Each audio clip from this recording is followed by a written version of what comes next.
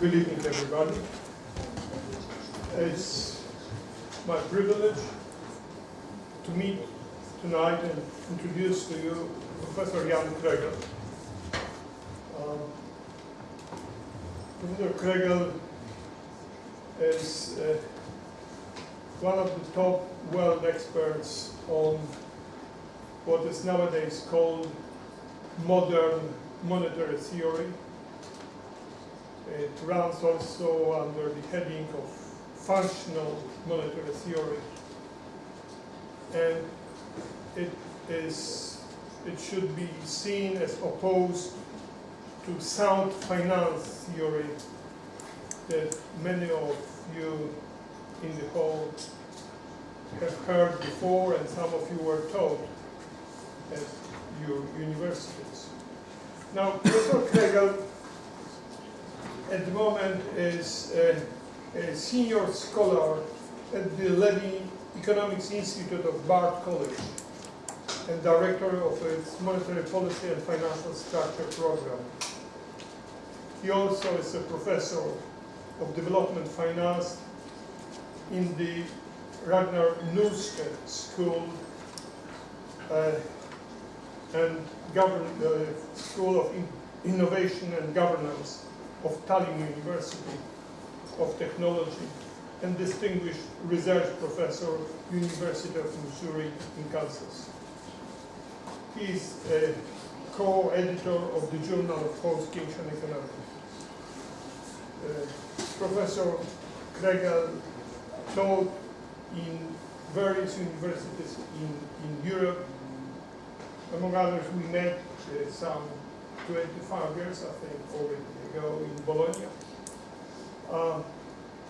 And today he will talk about the modern monetary theory. He published about 200 papers and a number of books. The recent one on Ragnar Nurste economics. It's the trade and development that he wrote together with Cattell and Reiner. As usual, after the lecture, we will have a question and answer session. But now, Jan, the floor is yours. Thank you very much. I have to start out by giving a small personal note that in fact Professor Szczetiński and I met not 25 years ago in Bologna, but some, let's see, I think it was 1969, when I was sitting in front of the buttery at Cambridge University, the Faculty of Economics, talking to John Robinson, and who was my supervisor when I was a student. And John said to me, look, over there is a young Polish chap who's just come. Can you please go and say hello to him? So in fact, it goes back not 25 years, but well, 70, 30, 40, over 40 years. So it is some time that we've known each other. And it's some time that we've all been working on alternatives to, I don't know if you want to call them mainstream economic policies or reactionary economic policies, or economic policies that are meant to favorize only part of the population rather than the entire community. So what I've prepared today is a offshoot of what is now called a monetary policy alternative, basically modern monetary theory, in terms of its presentation as what is called quantitative easing in the United States policy. This is a very similar policy to the monetary policy which is being used by the European Central Bank in response to the economic crisis. And basically what I'm going to try to do is to suggest that this quantitative easing policy is in fact a very old approach. It's not a new approach. It's the central banks who suggest that they're engaging in some sort of policy that is extraordinary or very special because of the crisis conditions, is in fact the same old quantity theory policy that has been the basis of central bank policies throughout the, well, at least the last century, most of this one, and is also the basis of the kinds of fiscal policies that have been run in the past and are currently being run in terms of what we call austerity policies. So the first point which I'd like to make is that these so-called quantitative easing, QE1, QE2, QE3, and zero interest rate policies, the so-called ZIRP policies, or setting the central bank's policy rate at what is the equivalent of zero. It's not exactly zero, it's usually 25 basis points, which is as close as the central bank can get to zero, because central banks have bid and offer prices. So it's zero bid and it's 25 on the upside. That these policies are the old quantity theory policies, and what we really need to do is to think about an alternative. Now, why should we want an alternative? Well, one of the reasons that we might want an alternative is because these new policies do not seem to be providing any sort of positive impulse to the recovery either of individual economies or to the global economy. The United States is supposed to be the economy that is doing the best in terms of recovery, and it never manages to produce more than 2 quarters in a row of growth that is above 1.5% or 2%. The unemployment rate in the United States has been going down, but if you look very closely at the figures, the unemployment rate is going down basically because there are adjustments in terms of labor force participation. That is, we have simply excluded large proportions of people who were previously employed, and this has been the major source of improvement. So in fact, the only positive benefit so far that we have had of these new economic policies is that the stock market is doing extremely well. Now, for those of you who have learned your economics in the mainstream approach, you know that the stock market is supposed to be, in some sense, a reflection of the behavior of the private sector, or the real returns in the private sector. And all of the economic indicators are currently negative. So that when one looks at the performance of the economy, we see falling growth rates, we see unemployment rates that are falling, but not because employment is rising, but simply because people are leaving the labor force. And we see that the stock market is increasing, or that the stock prices are increasing. One has to scratch your head and say, perhaps we are back in the same kind of world in which we were in 2004, 2005, and 2006, in which house prices continued to rise, despite the fact that people's incomes to pay for the mortgages on the prices were in fact going down rather than going up. That is, we have sort of a topsy-turvy world in terms of that. So, if we start, just very quickly, these are some background quotations that give you some idea of how this new quantitative easing policy is in fact based on the old quantity theory. This is, the first is a statement from the chairman of the Board of Governors, Ben Bernanke. Mr. Bernanke is here writing not about the United States economy, he's writing about Japan, because Japan went through a very similar experience in the 1990s, and the question was, how do you get Japan out of a sustained period of stagnation? And Mr. Bernanke's response is, well, all we have to do is to indefinitely increase the quantity of money. If we indefinitely increase the quantity of money, we know that there is no limit to the amount of money, but we do know that there is a limit to the physical productive capacity of the system. so that eventually, if capacity doesn't increase and money continues to rise, what must happen? Prices must rise. Now, in Japan, this is precisely what the Japanese central bank did. And prices fell. That is a problem. That means that the basic idea behind the quantity theory, which says that if people get more money, they will run out and spend it, does not work. What happened to the money? Well, basically in the Japanese case, people used the money to repay debt. They didn't buy goods. And in current conditions, exactly the same thing is happening. But the current policy is based on precisely this idea. Another quotation from Mr. Bernanke. I would like to say to Milton and Anna. Now, if you don't know Milton and Anna, they're not my uncles or my cousins. Milton is Milton Friedman and Anna is Anna Schwartz, authors of a very famous monetary history of the United States, in which they argued that the depression of the 1930s in the United States was due to the failure of the Federal Reserve to do exactly what Bernanke said in the first quotation, to sufficiently increase the quantity of money. And he says, I'm going to say to Milton and Anna, regarding the Great Depression, you were right. We, the Federal Reserve, did it. We're very sorry, but thanks to you, we won't do it again. We will expand the money supply without limit in hopes that this will bring about an increase in prices. So, if we look at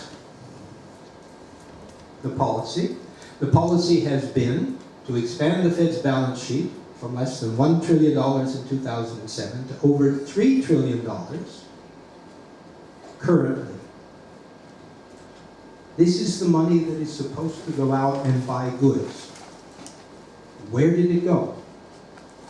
Virtually all of it is being held by financial institutions on deposit with the Federal Reserve as excess reserve balances. Okay? Now, if you know the traditional explanation of how the monetary system is supposed to function, the idea is that if the central bank increases reserves, the banks, when they get these reserves, instantly go out and lend them. By lending them, they create incomes. Those incomes create jobs, and they bring about an increase in demand. In current conditions, this is simply not happening. So, if we look at this old Q view, it's based on the widely held view that banks create or provide credit independently of the borrower, based on their reserves, for which borrowers compete. The control of credit then becomes a problem of adjusting the total quantity of credit to the quantity of goods. You want to expand the economy, expand the amount of credit. Banks passively transmit central bank monetary policy through changes in reserves or interest rates into changes in monetary creation. This means that basically a thing called the money multiplier is stable. The money multiplier is what? It says, how many new loans can you create out of an increase in deposits? Okay? Depends on the reserve ratio. It also means that banks are always fully loaned up. It means that whenever they get in reserves, they instantly try to increase loans. Now, clearly these two things are not happening. So the alternative view, coming from Hyman Minsky, is that the narrow view that banking affects the economy only through the money supply has led economists and policymakers to virtually ignore the composition of bank portfolios. What is Minsky telling us? Saying, well, bankers also decide on how they set up their portfolio, their balance sheet. They may decide to use those increased reserves as simply excess deposits, which is precisely what is happening in the current case. Now, remember I said that this particular policy is not new. If we look at the last chapter of Keynes' treatise on money, Keynes proposes exactly these same policies. In fact, he issues a challenge to the world's central bankers. He says, I dare you to engage in what he calls extraordinary methods. What are those extraordinary methods? Purchase of securities by the central bank until the long-term market rate of interest has been brought down to the limiting point. It should not be beyond the power of the central bank to bring down the long-term market interest to any figure at which it is itself prepared to buy long-term securities. What does this mean? Short-term policy, zero. That's the ZIRP, zero interest rate policy. QE is going in and buying up long-term securities in order to drive their interest rates down until the entire yield curve looks like a very flat plateau. Currently in the United States, as I said, we have short-term interest rates that are 25 basis points, 10-year rates are about 1.7%. Okay? The curve is looking flat. You borrow for 1 year, you borrow for 10 years, virtually no difference whatsoever. And this is what Keynes is telling them to do. Now, he says, if such measures raise the price of equities, no harm in a time of slump will result from this. Investment can be stimulated by its being usually easy to raise resources by the sale of ordinary shares. This is precisely what is happening. Equity prices are going up. Why? Well, if you buy treasury bonds and they pay you 25 basis points, rather buy stocks. Stocks pay dividends, stocks pay returns, and if everybody decides to buy stocks, what happens? Prices go up. So everybody is happy, and everybody continues to buy stocks. But what does this do to investment? Well, Keynes says what this should do is to lead to a cheaper means of financing investment. If we look, companies are, in fact, borrowing. They're borrowing lots of money because money is virtually free. You may have seen in the paper recently, Apple. How many people have Apple computers? Everybody. Okay? You all contributed to Apple's massive profits. Apple has enough profits to buy several countries. You could probably buy Poland if it wanted to. What did Apple do? Apple borrowed money on the market because the money was so cheap. And what did Apple do with that money? Did it invest? No. Did it hire any new employees? No. It bought back its stock. When it buys back its stock, what does it do? It reduces the amount of stock available relative to demand, which pushes up the price of stock. So what we've done is to create a tremendously efficient machine for increasing stock prices without any impact whatsoever on the real economy. No impact on employment. And as we say, Keynes predicted all of this. Okay? Now, the question is, why doesn't it work? Well, by 1936, Keynes had figured this out. He said, maybe people just want to hold the money. This is what we call liquidity preference, or in general terms, the liquidity trap. If people have debts which they want to pay, they're going to use the money to pay down those debts. If they don't have debts, but they're afraid that economic conditions are going to get worse, what do? They hold the money. Corporations currently have massive cash reserves. Why? Because if they go to a bank and try to borrow money, the bank is going to say, sorry, we just went through a crisis. We don't want to lend. We don't want to take any risks. So the corporation says, okay, if I want to have money available, I'm going to have to keep it myself. So the system is generating this internal increase in liquidity preference, which Keynes says was quite normal. Now, the other side of the story is one that was seen by a relatively unknown economist in the United States called Dunkman. Dunkman said, look, you people who believe that the quantity of money has an impact on prices and economic activity have got it all wrong. Why? Because when the central bank increases central bank credit, that's what we call base money or high-powered money, it does not necessarily get into the hands of you, or you, or you. It sits in the bank until you go to the bank and say, look, I would like to borrow in order to produce something. But if nobody wants to produce anything, because they're already in debt, which is the case amongst individuals, then there's no impact whatsoever. In order for high-powered money to have an impact, it's necessary to get it into the hands of the public. Someone must borrow from the banks. Since no technique has been devised for placing bank credit directly at the disposal of the community without a reciprocal claim being established. So if we look, here is a simple graph of the money supply. Money supply is the black M1. Okay? See? What's happening here? Money supply going up. Velocity is doing what? Velocity is how fast the banks lend the money. Well, that's the orange line here that's going down. Now, if we look at the money supply is going up, but this green thing over here, the middle one, is what? This is bank reserves.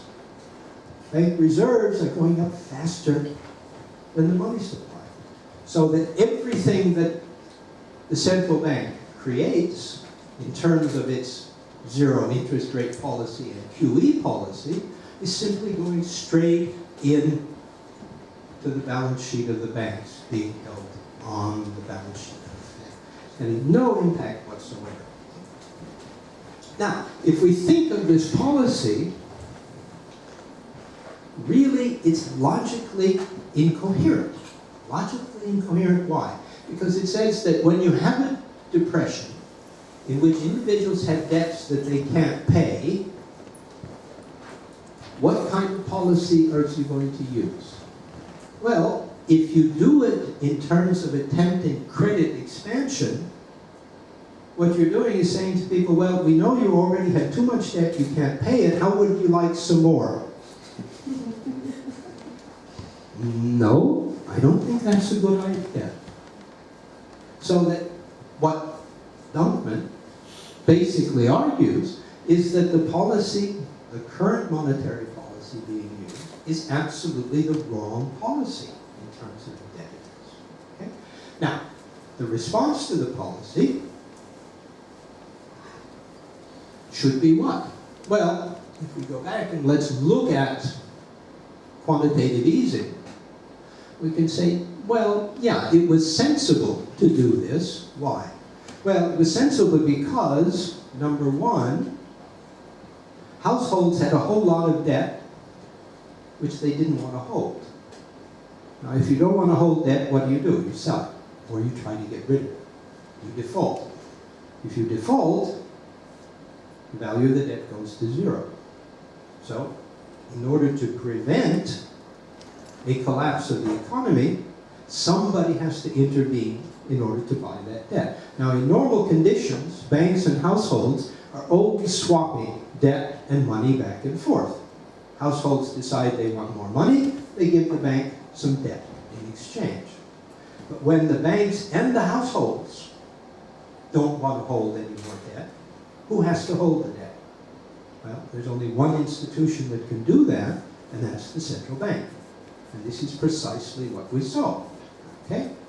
The central bank absorbed all of the outstanding unpayable debt that nobody wanted to hold. So that the policy, yes, was a good one to stop the absolute collapse.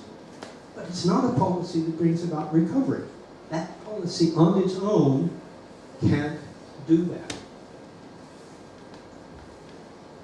So if we look at the way we look at the operation of the system, there are two ways to do this. The first is to say that when we analyze the system,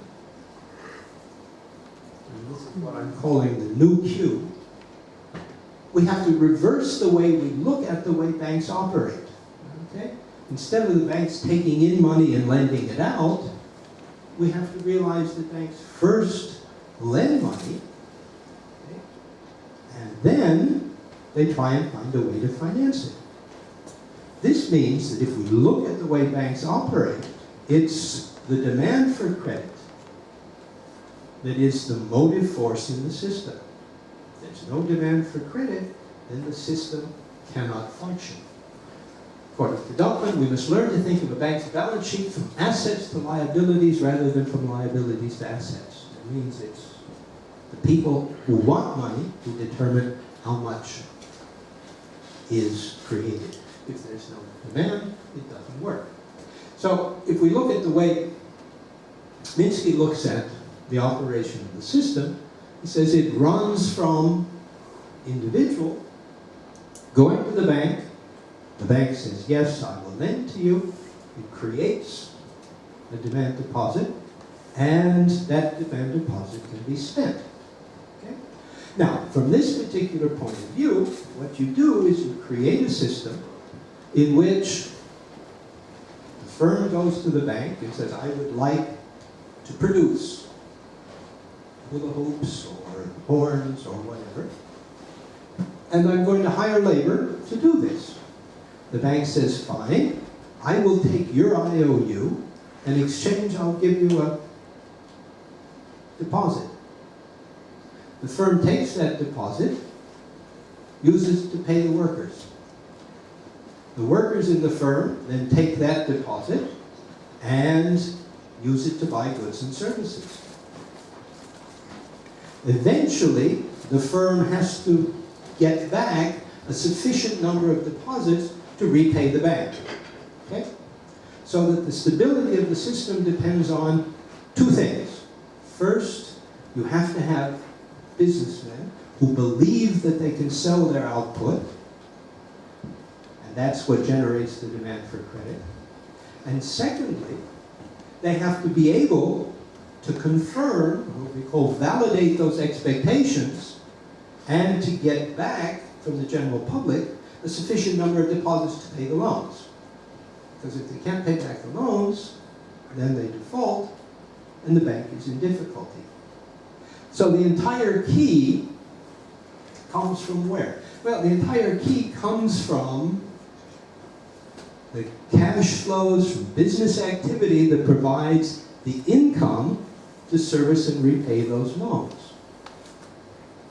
Where does that cash flow come from? It comes from decisions to spend. In good old Keynesian terms, it comes from what we call effective demand. The decisions of firms to make investments, the decisions of households to spend. Now, if this is the key, both to financial stability and the key to economic expansion, it says that we should really be paying attention to what? To where those cash flows come from. How are those cash flows generated? It comes from the demand side, not from the supply side. But if we look at current policies say what? They say that governments are spending too much, so that governments should cut back on their spending. But if governments cut back on spending, what happens to the cash flows from the business activity? They go down. So that the essence of Keynesian policy is that if you're in a crisis which has been caused by a very sharp decline in the value of household wealth, the inability of households to repay debt, okay? The only way that you're going to have this quantitative policy work is that someone has to be willing to borrow the funds from the banks in order to undertake the investments to generate the cash flows to repay the debts. Who is going to do that? The households don't want to do it because they have houses that have mortgages that are less than the value of the house. So they're trying to increase their savings. Firms, as we said, firms are generating massive amounts of cash, but they're not spending it. They're hoarding it. The banks are accumulating it on their excess reserve deposits with the central bank. So they're not financing because households and firms don't want to borrow. So the question then becomes, where are the cash flows going to come from to validate the outstanding debts? The standard response of Keynesian effective demand is that if the private sector, and by private sector we mean households and firms, both want to increase their saving, the natural response should be for government to dissave, to increase their deficits. Why? Because it is impossible in the economy for everybody to save at the same time. For every saver, there has to be a dissaver. For every asset, there's a liability. But the policies that we're using are what? Well, the policies we're using is to say that the government, because it has outstanding debt, should also be attempting to save by cutting the deficit or running a surplus. If households have incomes that are greater than their expenditures, if firms have incomes that are greater than their expenditures, and the government has an income, taxes that are greater than their expenditures, and you add up all of these things, what do you get? You get the fact that incomes must fall, because expenditures are required in order to validate the debts. Now, there is one easy way out of this problem. And what is that? Well, we can say, okay, there's one sector that we forgot about. What sector is that? Foreign sector. Maybe the foreigners can save us. How are the foreigners going to save us? Well, if the foreigners spend a whole lot, if they buy a whole lot of our goods, they will generate the cash flows that we can use to validate our debts. So that implicitly, the policies that are currently being followed in terms of the response to the financial crisis rely on a policy which says that we have to increase our external balance. We have to increase exports. Listen to President Obama. What should the United States do? The United States has to eliminate its external deficit and start increasing its exports. What does the European Union have to do? Same thing. Increase its exports. What is China doing? Well, China's not a problem. They've always got more exports. Anybody else? This country. Poland. There we go. Poland can solve the problem by running an external deficit. Okay? The point is that there always has to be at least one country with a deficit in order to produce the surplus. If every country believes that they're going to be able to emerge from the crisis on the basis of selling exports, we have to ask the question is, who is going to be the buyer? Okay, is it going to be China? No. Is it going to be Germany? No. We're back to Poland again. That's good. Poland is going to save the world. No, but you can now see the way the perverted logic of the current policies are working. All we have to do, number one, operate to increase liquidity. You get the stock market boom, you get reductions in spending from households, reductions in spending from firms, reductions in spending from the government. You have to count on the rest of the world to solve your problems. But it simply cannot work. And we know that it cannot work. So the basic problem that we're facing is, number one, that if we take the European case, and I've been talking now about the Federal Reserve, the European Central Bank has done more or less the same type of policy. It said it is willing to buy up virtually any asset that anybody wants to sell it in exchange for deposits at the ECB. And basically this is what financial institutions are doing. They're holding their funds on deposit in the ECB. Financial markets have stabilized. And so they say, well, if the central bank is always going to be there to buy these assets, we don't have to worry, because we can always sell them to the central bank.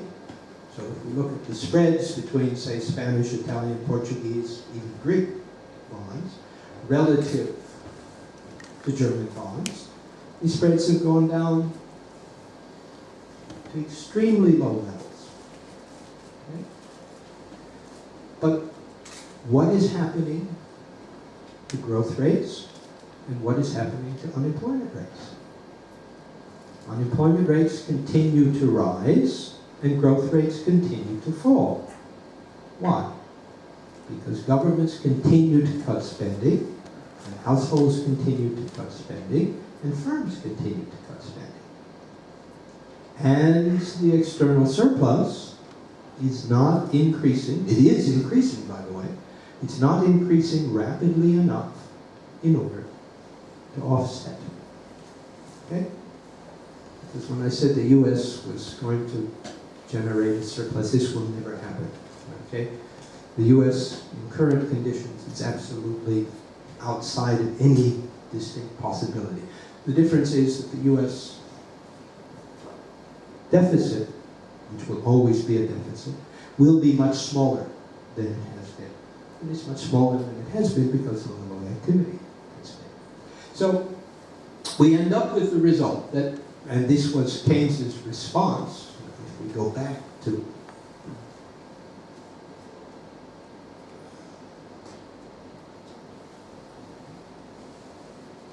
Keynes's response, why the old Q doesn't work. Why did Keynes decide that it didn't work in the 1930s? Because we need to generate an exogenous demand for credit to finance expenditure on production. Okay? Who is going to do that? It can only be the government. It can only be the government because, as Alan Greenspan has pointed out, as Ben Bernanke has pointed out, as Mario Draghi has pointed out, Jean-Claude Trichet never went quite this far, to point out that the central bank has the ability to finance any degree of government expenditure that it likes. There is no limit. And that means that there is no limit on the amount of government expenditure which is required, or which can be undertaken, in order to produce recovery. Now, everybody is currently running around saying, oh, if the government doesn't get rid of its debt, because deficits in fact are rising, if we look at the case of Greece, Greece is cutting, rapidly cutting its government expenditures. Problem is that income is falling at about 6% a year. So income is falling faster than the government can cut expenditures, so that the Greek debt to GDP ratios are still rising. We look at Italy. Italy is the same thing. Italy is in a relatively good position, but the debt to GDP ratios in Italy continue to rise, despite the fact that Italy in general has had a primary surplus, that is, discounting interest payments, the government runs a surplus.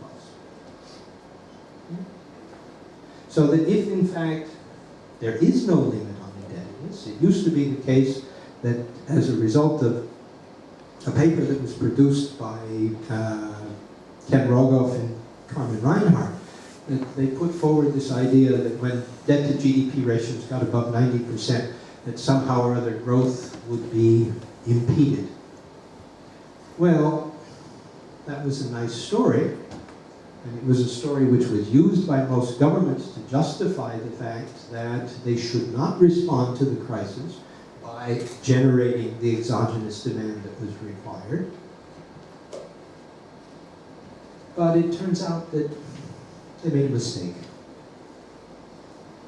Okay, these are two of, I'd say, the most experienced economic researchers in the United States, and somehow or other, they managed to leave out of their calculations precisely those countries that had debt to GDP ratios above 90% and that had managed to grow extremely rapidly.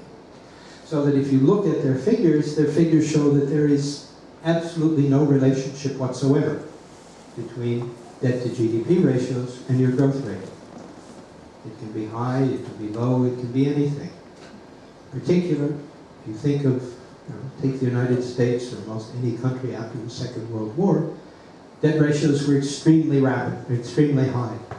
And growth rates were extremely rapid, okay? Remember, we used to call this the golden age of growth, 1950s and the 1960s. This all occurred with extremely high debt ratios. So clearly the debt ratio makes absolutely no difference. Okay?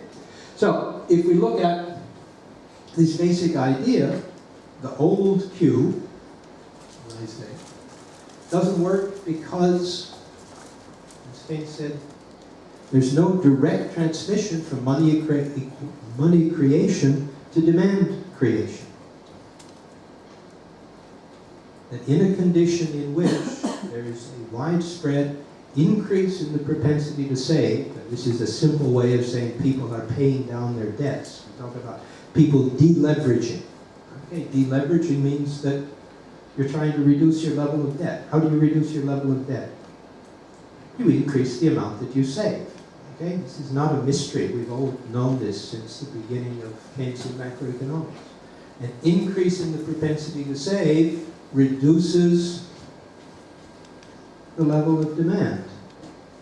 Okay? Reduces the impact of expenditure on income. So it's not surprising that these policies don't work when they're not coupled with some demand expansion. It's not surprising that they lead to declines in income when they're accompanied by a reduction in government expenditures. Take the case of Japan. Japan went through 20 years of exactly these types of monetary policies. And we said, what happened? Japan ended up with deflation and stagnant growth. All of a sudden, Japan looks like it's going to become the miracle economy. Why? Precisely because the government has appointed a central banker who is going to continue these policies, and the government has announced that it's going to do what? Increase exogenous spending. So that the increase in spending will generate increasing incomes, which should generate a demand for the increased credit and should bring about an expansion. The Japanese stock market is now going up. Why? Not because interest rates are low, but because people expect the Japanese economy to grow for the first time in 20 years. Okay? This is the way you generate recovery, by expectations of increased future incomes. Stock markets go up when they expect future incomes to rise. Currently, In the US at least, stock markets are going up because every other asset is paying negative rates of return. You don't expect increasing incomes from the stock market, you just expect rising stock prices. We're back now to the theories of Hyman Minsky, who said what? He said anytime increasing financing brings about an increase in asset prices, you have created what Minsky called a Ponzi scheme. Okay? Your returns from the stock market are predicated not on the increased earnings, but they're predicated on the fact that there's another idiot behind you who is willing to buy the stock at a higher price. Now, we know what happens with the greater fool theory. Eventually, you run out of idiots. Or, if it's a Ponzi scheme, we used to say the guy running the Ponzi scheme got on the plane and went to Brazil, because Brazil doesn't have extradition treaties with most countries. Eventually, a Ponzi scheme collapses under its own weight. Okay? So eventually, the US stock market will collapse under its own weight, unless there is an expansion in income. So if we look out today and we say, the new kind of policy that we should be using is in fact the very old policy. Japan discovered what it was. Japan is not relying on basically only zero interest rates or quantitative easing. It's relying on a combination of expansionary fiscal policy and expansionary monetary policy. And of course, one of the lessons of the old quantity theory, and we can stop here, is that it was never possible to separate monetary policy from fiscal policy. This idea that was built up by the quantity theory that somehow or other the central bank was independent of the government and could have a policy that was separated from the government, which everybody ended up believing and arguing in favor of, has been proven and to be false. Why? Again, Alan Greenspan. When asked if the government issued a Social Security check that produced a deficit that was higher than the central bank wanted, would the central bank refuse to cash the Social Security check? Would send it back to the pensioner and say, sorry, the US government is out of funds. And Greenspan said, of course not. He said, I can always create as much money as I want.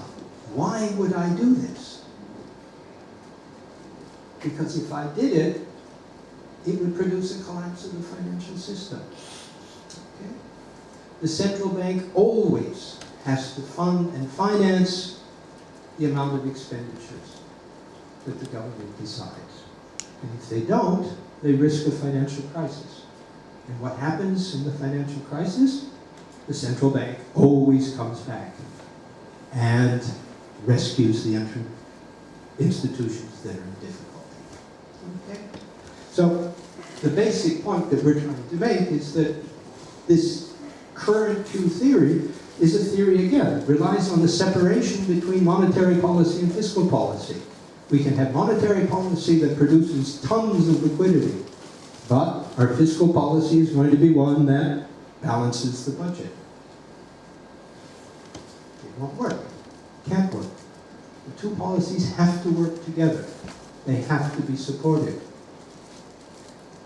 If you want expansion, you get expansion by government and the central bank working together. And then if you want contraction, and sometimes we may want contraction, okay? For example, if the economy is running at full employment, or you're getting very close to what John Robinson used to call the inflation barrier, then you may want to cut back. But then you also have to cut back both in terms of monetary policy and in terms of fiscal policy. You can't have one doing the opposite of the other. In fact, if we look at Japan, the basic difficulty that Japan had over the 20 years in which it suffered from its stagnation was that every time it looked like the economy was going to recover, you ended up with a contradiction in policy. Central bank first refused to introduce expansionary monetary policy while the government was spending and spending. Economy went nowhere. Then the central bank decided to increase accommodation and put interest rates at 0. What did the government do? It announced an increase in taxes. And what was the result? Well, Mrs. Watanabe, which is what we call the typical little Japanese housewife, Mrs. Watanabe is very smart. They announced that the tax rate was going to start in June. So she spent like mad in April and May. And after June, the economy collapsed. And everybody said, oh, looks like policy doesn't work. No, it's not that policy doesn't work, it's just that you've got one policy that's pumping up and the other policy that's pumping down. So then the government said, okay, fine, what we're going to do, we're going to rescind the tax increases. And at that point, the central bank said, well, look, we really can't do anything else. So, there you went again. Central bank started expanding, and the first time when the current Japanese Prime Minister came in, what did he do? He said, okay, I'm listening to the international investors, we have too much debt, we're going to start paying down debt. The economy tanks again. So this is the first time that Japan has managed to, we like to say, coordinate its monetary policy and its fiscal policy. Now, this is going to be a test, probably one of the first empirical tests. The Japanese economy recovers, as everybody believes it will, and as it looks like it will, because there are two things now going. Well, I should say three. You've got the expansionary monetary policy, you've got the expansionary fiscal policy, if they actually manage to implement it, they have to do. The third one is, has anybody looked at the exchange rate of the yen lately? Now, probably this is something you don't pay a lot of attention to, but it's gone from around, relative to the dollar, from around 80 to over 100. Okay? Now, what is 80 to 100 is 20. 20 over 80 is 2 4, that's like 25%. Okay? A depreciation of around 25%, and it's still going, which suddenly means that all of those very, very little expensive Japanese cartoons and Hello Kitty dolls, we can now actually afford to buy them. So that Japan is also going to get an external demand stimulus coming. Okay? So, we hope that Japan succeeds. But again, the bottom line is that in this particular case, the only way this can work, right, is that if you get that policy coordination. So far in Europe, the central bank all by itself, standing there saying, hello, you guys in Brussels, are you ever going to do anything? You guys in Brussels say, no. We're just going to cut. That's it. We want to cut. Same thing in the United States. Mr. Bernanke is sitting there saying, I don't know where we're going to put all these excess reserves. It's a good thing they're only entries on computers, because if we actually had to do this in terms of bills, we'd run out of space. But you guys in Washington, what are you doing? And the guys in Washington are saying, well, the economy hasn't collapsed yet. Let's just, see how things work out. Currently, the measures that were introduced from the beginning of the year will take between 3 and 5% of GDP out of the US economy. Okay? That means reduction in government spending from 3 to 5%. Okay? How much do we have to increase stock prices in order to generate a wealth effect that produces 3 to 5% of GDP? Okay, in general, the wealth effect is usually what, about 1 to 10, 1 to 20, something like that? Which means that stock prices would have to go to what, about 75,000 were down? Totally improbable. Okay, enough of this speculation. Again, just to finish up my basic point, is that the kinds of policies, the kinds of monetary policies we're using were, yes, necessary in order to stop the collapse. They're not doing anything to produce recovery. And the only way we're going to get to any sort of recovery is if governments use their ability to deficit spend in order to generate the cash flows that allow people to pay down their debts. And until we do that, we're never going to get recovery. As long as U.S.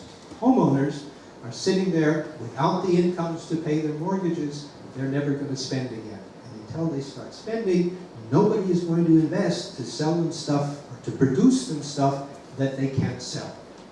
Okay? So, as I say, this is very simple. It's not rocket science. But the central banks are presenting themselves as having provided this great new policy, which is in fact simply a very old policy. Thank you.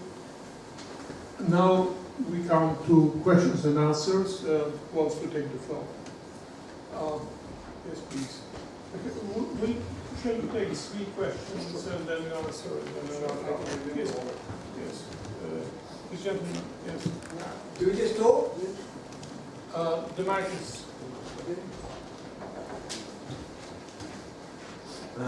Thank you for that very interesting talk. Obviously, it's basically a Keynesian analysis, which, as always, is very sound, supported by improvement, and very, very logical. Can you therefore explain to me why it is not yet accepted? That's the first point.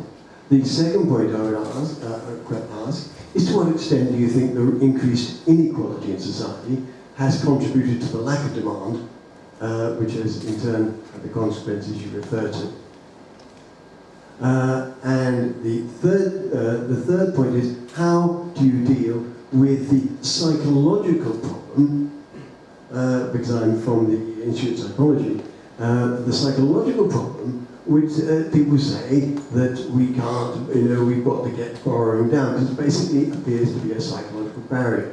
You would have seen up around about here, some idiot has put down a thing listing the debt as it goes up. It's really quite nonsensical. But how do you deal with this problem? Because I would agree with you totally. If you look at the golden age, it is absolutely clear that high debt ratios do generate wealth and income, and that income in turn enables you to cope with that debt. So those are the 3 questions, please. Okay, that's already 3 questions, so maybe I better answer them otherwise. Forget. Let's start with the second question first. Well, it's both income and wealth inequality that are at issue here. And there's been a clear tendency for both of these to deteriorate generally across the globe. On the other hand, if we go back and look at the factors that have been responsible for that.